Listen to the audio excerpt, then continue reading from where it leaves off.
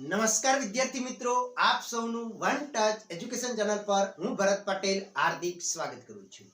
આજે આપણે ધોરણ 10 સામાજિક વિજ્ઞાન વિષયની અંદર મોસ્ટ આઈએમપી પ્રશ્નો એટલે કે વિભાગ ડી ના જે 4 ગુણના પ્રશ્નો છે એ પ્રશ્નો તમને તૈયાર કરવાના છે, એટલે કે તૈયાર કરાવડાના છે। જી હા, આ વિડિયો તમે જોશો ને અને જોયા પછી 100% ગેરંટી મારીને કહો છો કે આ પ્રશ્નો તમને મોઢે આવડતા હશે, મોઢે તૈયાર થઈ જશે।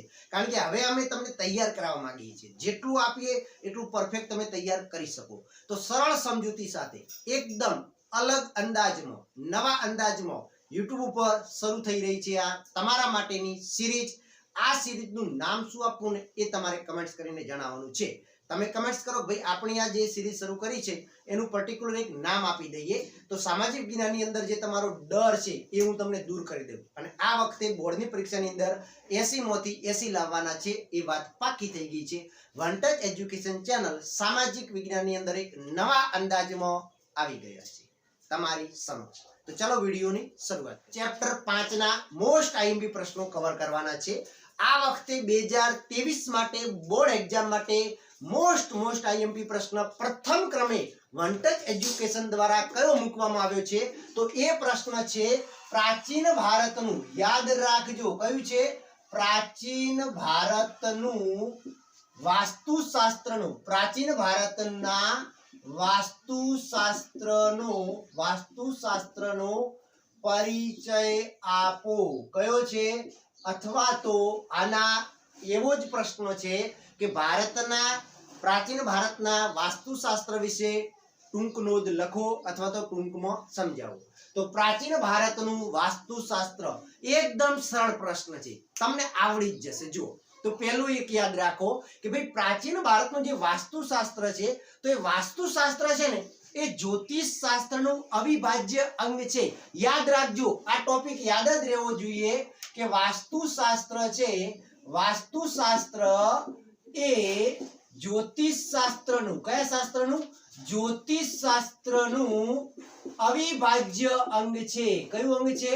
અવિભાજ્ય અંગ મનાય છે અથવા તો અવિભાજ્ય અંગ છે। આ પ્રથમ પોઈન્ટ તમારો આવવો જ જોઈએ કે પ્રાચીન ભારતનું જે વાસ્તુશાસ્ત્ર છે એ જ્યોતિષ શાસ્ત્રનું અવિભાજ્ય અંગ છે।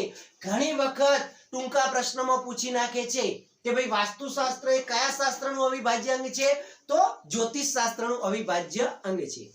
હવે વાસ્તુશાસ્ત્રની અંદર બીજો પોઈન્ટ તમારે યાદ રાખે એવો છે કે ભાઈ વાસ્તુશાસ્ત્રની અંદર કયા કયા ઋષિ મુનિઓનો ફાળો રહેલો છે।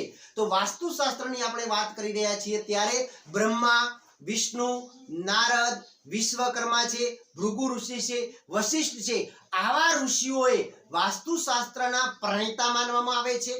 વાસ્તુશાસ્ત્રના પ્રણેતા માનવામાં આવે છે, આદ્ય દ્રષ્ટા માનવામાં આવે છે। આ બીજા નંબરનો પોઈન્ટ યાદ રાખવાનો છે। તો બીજા નંબરમાં શું યાદ રાખવાનું છે કે વાસ્તુશાસ્ત્રમાં ઋષિ મુનિઓનો યોગદાન, વાસ્તુશાસ્ત્રની અંદર ઋષિ મુનિઓએ આપેલું યોગદાન। તો આ યોગદાનની અંદર પહેલું કામ તમારે શું કરવાનું છે તો ઋષિ મુનિઓના નામ લખી દેવાના છે। શું લખવાનું છે?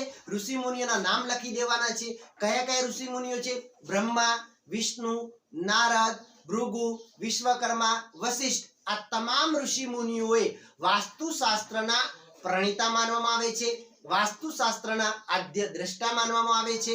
તો આ એક પોઈન્ટ તમારે યાદ કરી લેવાનો છે। હવે નંબર બીજું છે કે ભાઈ આ ઋષિ મુનિઓએ શું કરેલું છે તો આ ઋષિ મુનિઓએ વાસ્તુશાસ્ત્રના સિદ્ધાંત આપેલા છે। વાસ્તુશાસ્ત્રના શું આપેલા છે? સિદ્ધાંત આપેલા છે। તો કયા કયા સિદ્ધાંત આપેલા છે તો કોઈ પણ ઘર હોય, મકાન હોય, નગર હોય, કિલ્લો હોય તો એને કઈ દિશામાં બનાવવું અને કેવો એનો આકાર આપવો એને લગતા સિદ્ધાંતો આપણને વાસ્તુશાસ્ત્રમાં મળે છે। યાદ રાખજો, ત્રીજા નંબરનો પોઈન્ટ તમારો કયો થવો જોઈએ તો એ થવો જોઈએ કે વાસ્તુશાસ્ત્રની અંદર મકાન છે, ઘર છે, કિલ્લા છે, નગર છે, આના કઈ દિશામાં બનાવવું, કેવા પ્રકારનું એનું માળખું, કદ રાખવું, એના વિશેના સિદ્ધાંત આપવાનું કામ ક્યાં આગળ થયેલું છે તો વાસ્તુશાસ્ત્રની અંદર થયેલું જોવા મળે છે। આ તમારું 3 પોઈન્ટ થઈ ગયા। હવે ચોથું પોઈન્ટ યાદ રાખવાનું છે કે જ્યારે આપણે વાસ્તુશાસ્ત્ર ભણતા હોઈએ તો વાસ્તુશાસ્ત્રની અંદર વરાહમિહિર આવે છે। કોણ આવે છે? વરાહમિહિર, મહાન ખગોળશાસ્ત્રી। યાદ રાખજો, ખગોળશાસ્ત્રી હતા। કોણ હતા? ખગોળશાસ્ત્રી હતા વરાહમિહિર। વરાહમિહિર તો આ વરાહમિહિર હતા, એમણે ખગોળશાસ્ત્રને લગતો ગ્રંથ લખેલો છે બૃહદ સંહિતા। બૃહદ સંહિતા, અને આ બૃહદ સંહિતા ગ્રંથની અંદર એમણે જ્યોતિષ શાસ્ત્ર ને લગતો ગ્રંથ છે, ખગોળશાસ્ત્ર ને લગતો ગ્રંથ છે, અને આ બૃહદ સંહિતા ગ્રંથની અંદર વાસ્તુશાસ્ત્રનો ઉલ્લેખ કરેલો જોવા મળે છે। શાનો ઉલ્લેખ જોવા મળે છે? વાસ્તુશાસ્ત્રનો ઉલ્લેખ જોવા મળે છે। તો આ યાદ રાખજો કે ભાઈ વાસ્તુશાસ્ત્રનો ઉલ્લેખ કયા ગ્રંથમાં? તો બૃહદ સંહિતા ગ્રંથમાં। બૃહદ સંહિતા ગ્રંથ કોણે લખેલો છે? વરાહમિહિરે લખેલો છે। વરાહમિહિર કોણ હતા? ખગોળશાસ્ત્રી હતા, જ્યોતિષશાસ્ત્રી હતા, અને એમના દ્વારા લખાયેલો ગ્રંથ બૃહદ સંહિતા ગ્રંથ છે, અને એની અંદર વાસ્તુશાસ્ત્રનો ઉલ્લેખ મળે છે। તો આપણા 5 પોઈન્ટ કવર થઈ ગયા। પાંચમા પોઈન્ટ ની અંદર શું લખવાનું છે તો કે મહાન ખગોળશાસ્ત્રી વરાહમિહિરે પોતાના ગ્રંથની અંદર એટલે કે બૃહદ સંહિતા નામના ગ્રંથની અંદર વાસ્તુશાસ્ત્રનો ઉલ્લેખ કરેલો જોવા મળે છે। શાનો ઉલ્લેખ? વાસ્તુશાસ્ત્રનો ઉલ્લેખ કરેલો જોવા મળે છે। એના પછી આપણે યાદ રાખવાનું છે કે ભાઈ દેવોના પ્રથમ સ્થપતિ, દેવોના પ્રથમ સ્થપતિ કોને માનવામાં આવે છે?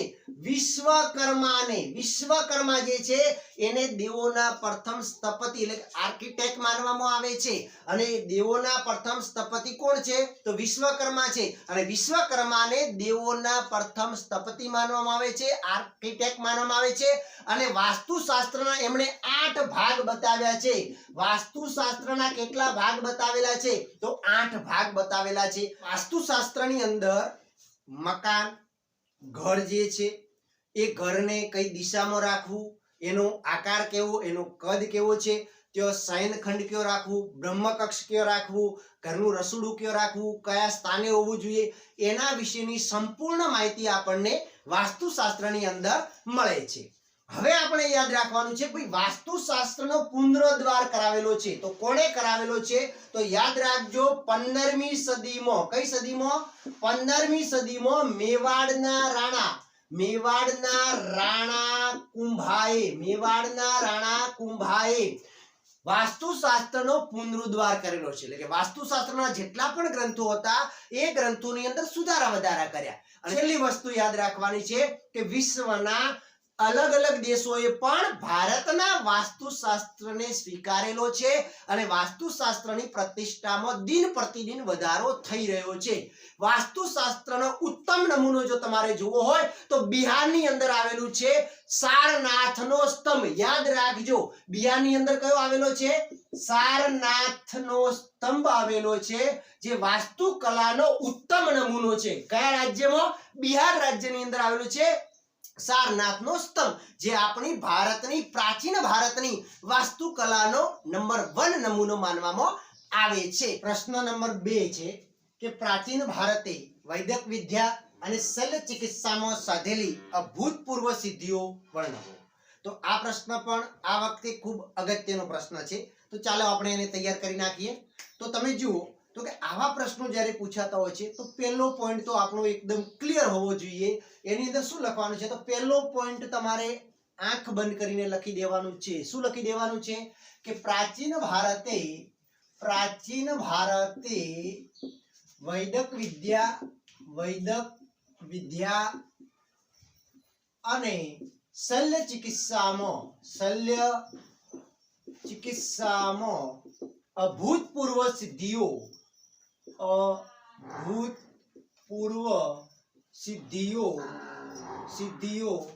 હાંસલ કરેલી જોવા મળે છે। શું આવશે?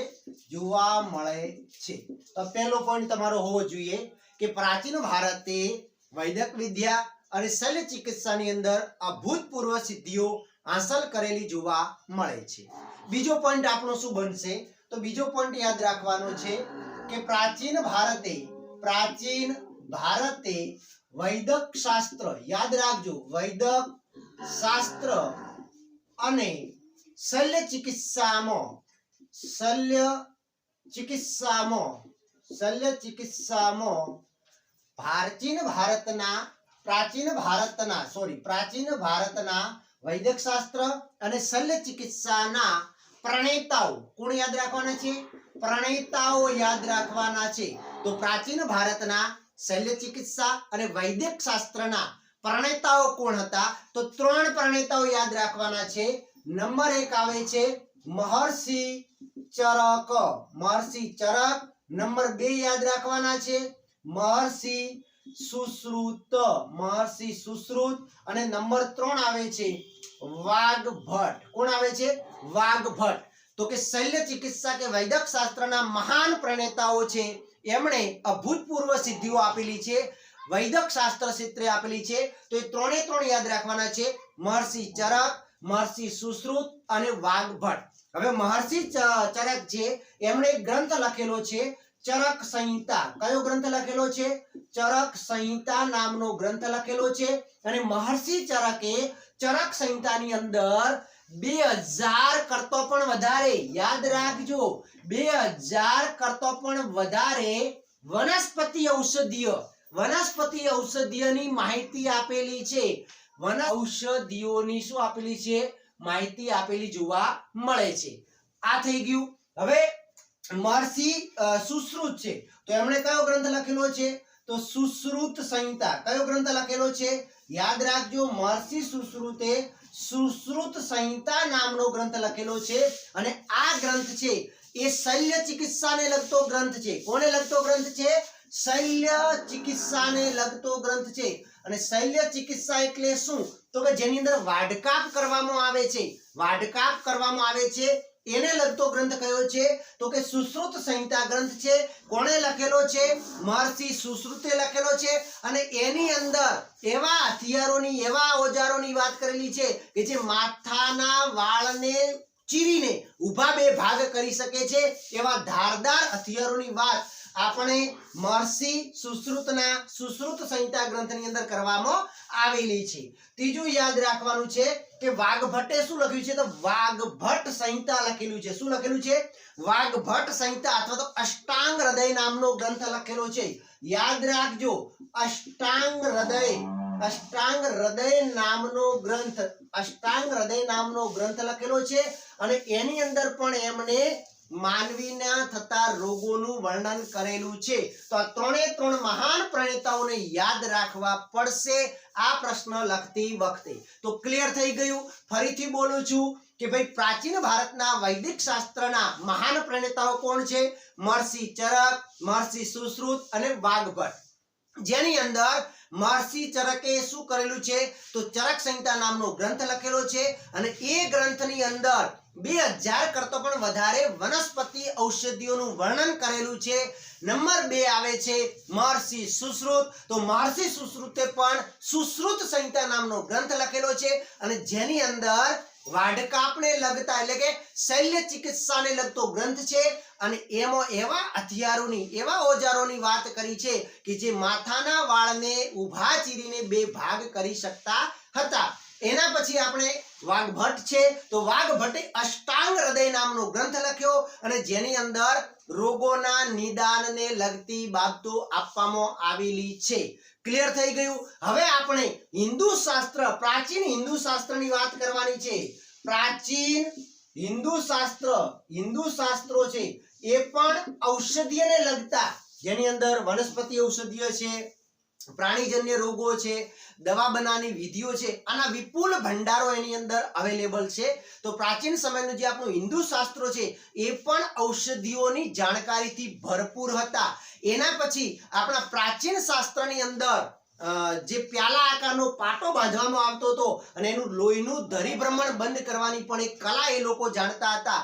એના સિવાય તમે આગળ લખી શકો છો કે મોતીઓ છે, સરસ છે, પતરી છે, આના એ લોકો ઓપરેશન પણ કરી શકતા હતા. તો આપણે એક પ્રાચીન ભારતના વૈદિક શાસ્ત્રની એક આપણી સિદ્ધિ કહેવાય છે. એના સિવાય પ્રાચીન સમયની અંદર પ્લાસ્ટિક સર્જરી પણ કરી શકતા હતા. એ પણ એક આપણી સિદ્ધિ છે. એનાથી આગળ તમે કહી શકો છો કે કોઈ ભાગેલા હાડકાં હોય તૂટેલો કાન હોય તો એને પણ શોધી શકતા હતા, તો એ પણ આપણી એક સિદ્ધિ છે. આ સિવાય પ્રાચીન સમયના વૈદિક શાસ્ત્રની વાત આવે તો એ સ્ત્રી અને બાળ રોગોના નિષ્ણાત હતા. કોના નિષ્ણાત હતા? સ્ત્રી અને બાળ રોગોના નિષ્ણાત હતા. આના સિવાય આપણે ઉપર જઈએ તો પ્રાણીઓના રોગોના નિદાનને લગતા પણ ગ્રંથો લખેલા છે. તે આયુર્વેદ જે છે એ હાથીને લગતા અને ઘોડાને લગતી બીમારીઓ છે એના માટે શાલિહોત્રે અશ્વશાસ્ત્ર નામનો ગ્રંથ લખ્યો હતો. એની અંદર પણ એનું વિસ્તૃત વર્ણન આપણને જોવા મળે છે. તો આ એકદમ સરળ પ્રશ્ન બની ગયો છે કે ભાઈ વૈદિક શાસ્ત્રની અંદર શૈલ્ય ચિકિત્સાની અંદર ભારતની અભૂતપૂર્વ સિદ્ધિઓ કઈ છે, તો ઈઝીલી તમે લખી શકશો. ચલો આપણે એક ત્રીજો પ્રશ્ન પણ લઈ લઈએ. હવે 2023 માટેનો મોસ્ટ આઈએમપી ત્રીજા નંબરનો પ્રશ્ન છે, પ્રાચીન ભારતે રસાયણ વિદ્યામાં સાધેલી પ્રગતિનું વર્ણન કરો. પ્રાચીન ભારતે રસાયણ વિદ્યામાં સાધેલી પ્રગતિનું વર્ણન કરો. તો રસાયણ વિદ્યાનો જ્યારે આપણે અભ્યાસ કરતા હોઈએ ત્યારે આપણે કઈ રીતે લખવાનું છે એ ફટાફટ જોઈ લઈએ. તો પહેલો પોઈન્ટ તમારો બને છે કે પ્રાચીન ભારતની અંદર રસાયણ વિદ્યાની વાત જ્યારે કરતા હોઈએ છીએ ત્યારે નાલંદા વિદ્યાપીઠને ભૂલાય નહીં. કઈ વિદ્યાપીઠ? નાલંદા વિદ્યાપીઠને ભૂલાય નહીં. તો નાલંદા વિદ્યાપીઠના બૌદ્ધ આચાર્ય, યાદ રાખજો, નાલંદા વિદ્યાપીઠના બૌદ્ધ આચાર્ય કોણ હતા? બૌદ્ધ આચાર્ય નાગાર્જુન. કોણ હતા? નાગાર્જુન. એ નાગાર્જુન હતા.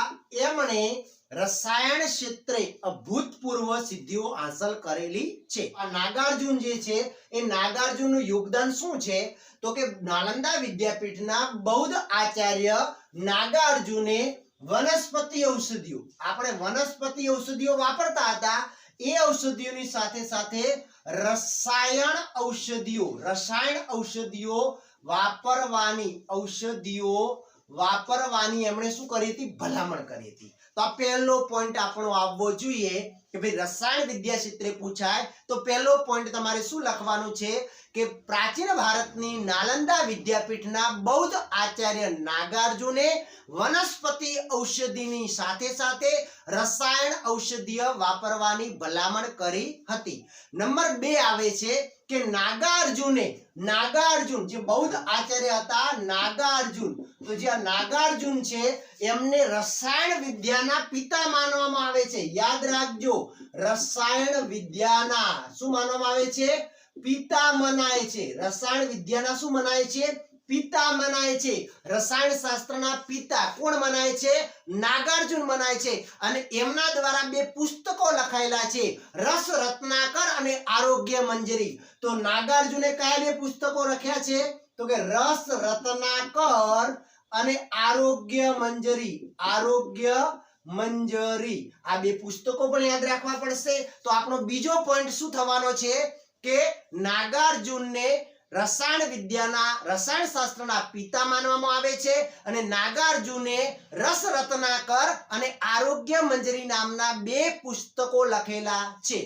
ત્રીજો પોઈન્ટ અગત્યનો બને છે કે પારાની ભસ્મ કરીને, યાદ રાખજો, પારાની ભસ્મ કરીને ઔષધીય તરીકે વાપરવાની ભલામણ પણ સૌપ્રથમ કોણે કરેલી છે? તો નાગાર્જુને કરેલી છે. તો યાદ રાખજો કે પારાની સૌપ્રથમ ભસ્મ કરીને, એને રસાયણની ભસ્મ કરી, પારો એક રસાયણ છે, એની ભસ્મ કરીને ઔષધીય તરીકે વાપરવાની ભલામણ પણ કોણે કરેલી છે? તો નાગાર્જુને કરેલી છે. તો પારાની ભસ્મ કરીને ઔષધીય તરીકે વાપરવાની ભલામણ પણ કોણે કરેલી છે? તો નાગાર્જુને કરેલી છે.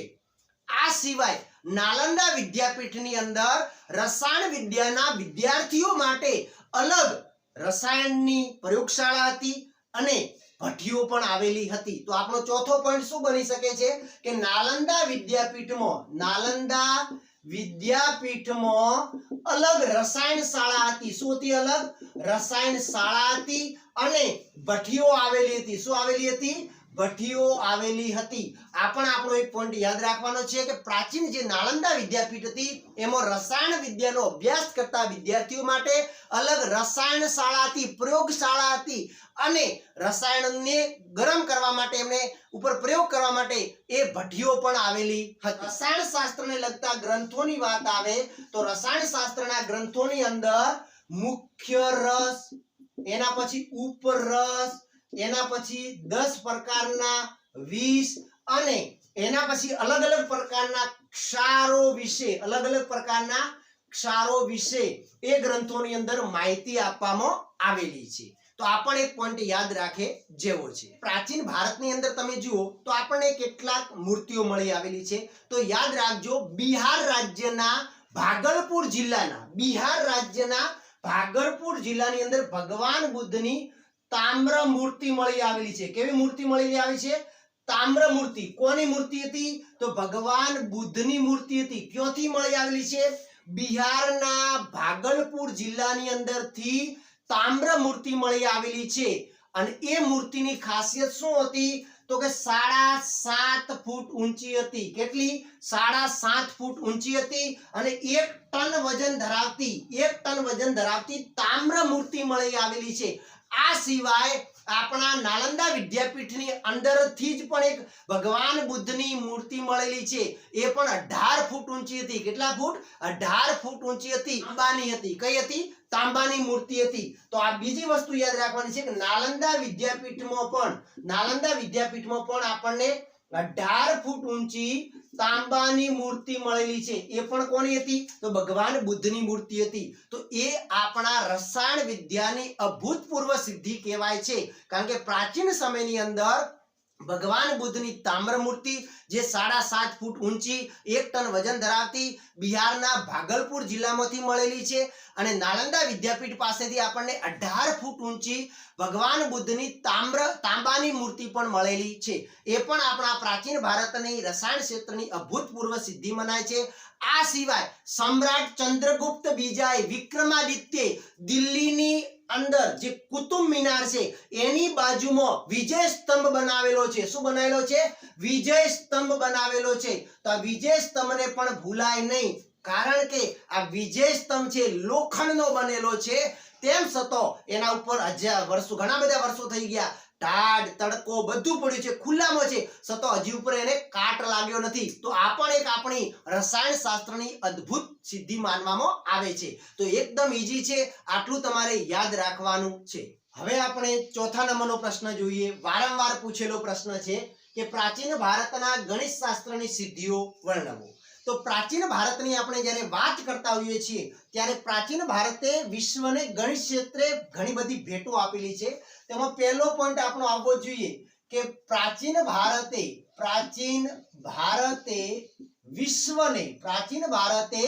વિશ્વને શૂન્યની એટલે કે શૂન્યની સંજ્ઞાની માહિતી આપી. આ સિવાય દશાંશ પદ્ધતિની પણ જાણકારી આપી છે. શાની? તો કે દશાંશ પદ્ધતિ છે એની પણ જાણકારી આપી છે. બીજ ગણિત છે, રેખા ગણિત છે. યાદ રાખજો, બીજ ગણિતની પણ રેખા ગણિત પણ છે, બીજ ગણિત છે અને વૈદિક ગણિત છે. કયું ગણિત છે? વૈદિક ગણિત છે. અને બોધાયનનો પ્રમેય. યાદ રાખજો, કોનો પ્રમેય? બોધાયનનો પ્રમેય.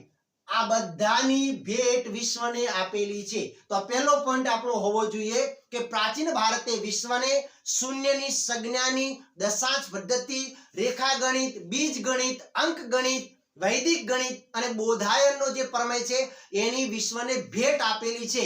બીજો પોઈન્ટ આપણો બને છે કે શૂન્યની શોધ કોણે કરેલી છે? તો શૂન્યની શોધ કોણે કરેલી છે? આર્યભટ્ટે કરી. કોણે કરી? આર્યભટ્ટે કરી. શૂન્યની શોધ આર્યભટ્ટે કરી છે અને આર્યભટ્ટે ગ્રંથ લખેલો છે આર્યભટ્ટિયમ. યાદ રાખજો, કયો ગ્રંથ છે? આર્યભટ્ટિયમ નામનો જે ગ્રંથ લખેલો છે. અને આર્યભટ્ટિયમ ગ્રંથની અંદર એમણે પાઈની કિંમત, કોની કિંમત? પાઈની કિંમત કેટલી થાય છે? 22/7 એટલે કે 3.14 થાય છે એવું સૌપ્રથમ સંશોધન કરેલું છે. તો આપણા આર્યભટ્ટ જે છે એમણે શૂન્યની શોધ કરેલી છે અને સાથે સાથે આર્યભટ્ટિયમ નામના ગ્રંથની અંદર પાઈની કિંમત 22/7 થાય છે, 3.14 થાય છે એવું પ્રતિપાદન કરેલું છે. એટલે કે ગોળાનો પરિઘ અને વ્યાસના ગુણોત્તરનો અચળાંક પાઈ છે. એમણે સૌપ્રથમ એવું પ્રતિપાદિત કર્યું છે કે ગોળો છે એનો જે પરિઘ છે અને એનો વ્યાસ છે એનો અચળાંક પાઈ જ મળે છે. શું મળે છે? પાઈ જ મળે છે. આ સિવાય આપણા આર્યભટ્ટની વાત કરીએ તો આર્યભટ્ટે શું કરેલું છે તો કે આર્યભટ્ટે અષ્ટાંગ સિદ્ધાંતો આપેલા છે. ગણિત ક્ષેત્રે અષ્ટાંગ પદ્ધતિઓ આપેલી છે. એટલે કે તેમણે આધુનિક, સરવાળા, ગુણાકાર, બાદબાકી, ઘનમૂળ, વર્ગમૂળ એ અલગ અલગ રીતિઓ આપેલી છે અને એટલા માટે આર્યભટ્ટને ગણિત શાસ્ત્રના પિતા કહેવાય છે. તો યાદ રાખજો, ગણિત શાસ્ત્રના પિતા કોણ છે? આર્યભટ્ટ છે. અને આ સિવાય આર્યભટ્ટે 2 ગ્રંથો લખેલા છે, 10 ગીતિકા. યાદ રાખજો, 10 ગીતિકા અને આર્ય સિદ્ધાંત નામનો ગ્રંથ લખેલો છે. આર્ય સિદ્ધાંત નામનો ગ્રંથ લખેલો છે અને આર્ય સિદ્ધાંત નામના ગ્રંથની અંદર એમણે જ્યોતિષ શાસ્ત્રને લગતા વિધિઓનું સંક્ષિપ્તમાં વર્ણન કરેલું છે. આર્ય સિદ્ધાંત નામના ગ્રંથની અંદર આર્યભટ્ટે જ્યોતિષ શાસ્ત્રને લગતી વિધિઓનું શું કરેલું છે? વર્ણન કરેલું છે. આ સિવાય આપણે આગળ જોઈએ તો ગુસ્મદ નામના જે ઋષિ થઈ ગયા એ ઋષિએ શૂન્ય મૂકવાની પદ્ધતિ, એકની પાછળ જે શૂન્ય મૂકવાની જે પદ્ધતિ છે એ શૂન્ય મૂકવાની પદ્ધતિની પ્રક્રિયા એમણે વર્ણવેલી છે. એકની પાછળ શૂન્ય મૂકવાની પદ્ધતિની પ્રક્રિયા વર્ણવેલી છે અને આપણા પ્રાચીન ઋષિ મુનિઓએ એકની પાછળ, યાદ રાખજો, એકની પાછળ 53 જેટલા, કેટલા તો કે એકની પાછળ 53 જેટલા શૂન્ય મૂકી અને એની ગણતરી અને એનું નામકરણ કરવાનું પણ શ્રેય આપણા પ્રાચીન ઋષિ મુનિઓને જાય છે. એ સિવાય તમે યાદ રાખો કે ઈસવીસન 1150 યાદ રાખજો, 1150 ભાસ્કરાચાર્ય, કોણે? ભાસ્કરાચાર્ય લીલાવતી ગણિત નામના ગ્રંથની રચના કરેલી છે. 1150 ભાસ્કરાચાર્ય કરેલી છે. આ સિવાય બીજગણિત, અંકગણિત એને લગતા પણ એમણે ગ્રંથો આપેલા છે. તો લીલાવતી ગણિતની રચના કોણે કરી છે? આપણા ભાસ્કરાચાર્ય કરેલી છે. આ સિવાય તમે જુઓ બ્રહ્મગુપ્તને પણ યાદ રાખવા પડે. તો કે બ્રહ્મગુપ્તે શું કરેલું છે તો કે બ્રહ્મગુપ્તે સમીકરણોના ઉકેલ આપેલા છે. ગણિતની અંદર જે સમીકરણો આપે છે એ સમીકરણોના ઉકેલ બ્રહ્મગુપ્તે આપેલા છે. આ સિવાય એક બીજા ઋષિ છે, આપસ્તંભ છે. કોણ છે?